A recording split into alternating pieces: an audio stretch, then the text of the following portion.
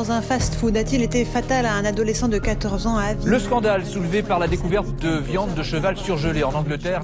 Lorsque de grandes entreprises sont foudroyées par la tourmente médiatique, que se passe-t-il à France Télécom? Les suicides. elles font appel aux meilleurs communicants. 18 à avoir mis fin.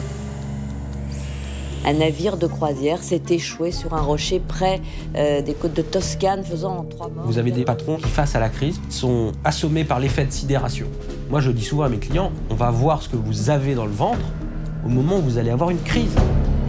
Dans l'ombre des grands patrons, ces stratèges, inconnus du grand public, cultivent le secret. Ce soir, devant l'usine Spanghero, au cœur du scandale de la viande de cheval. Il y a une espèce de principe de présomption de culpabilité de l'entreprise. Ce qui est tout de même plaisant, c'est ou de détourner un coup, ou d'arriver par quelque chose à faire passer un message. Certains réussissent à influencer les journalistes pour qu'ils répètent leur message. Est-ce qu'il vous est arrivé de mentir à des journalistes? Bien sûr.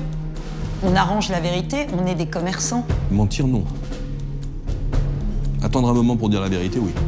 Moi, je vais lâcher une information de façon à impacter le climat médiatique. C'est un toucher de balle extrêmement compliqué. Les meilleurs stratèges ont accepté de raconter leurs méthodes, leurs échecs et leurs coups de bluff. Un scandale de santé publique, le Mediator. Je crois qu'aujourd'hui, nous sommes rentrés dans ce que j'appelle l'ère du tribunal médiatique.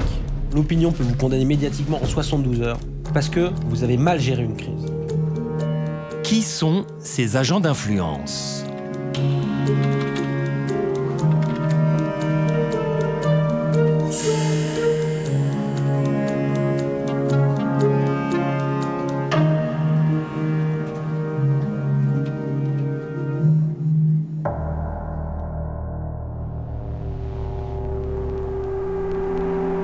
Ce sont des agences de communication spécialisées dans l'influence.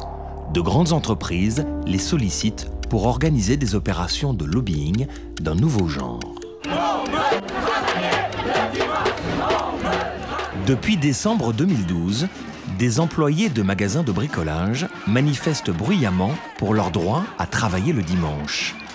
Un mouvement spontané? En fait, pas du tout. C'est une vaste opération d'influence.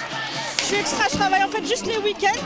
Et donc là, si on m'empêche de travailler les dimanches, je ne peux plus travailler. Donc je n'ai plus de rémunération, je ne peux plus vivre. Ces vendeurs ne sont pas grévistes. Ils sont venus avec la bienveillance de leur patron. Vous êtes payé aujourd'hui? Oui, on est payé, tout à fait, on est payé. Ouais. D'accord.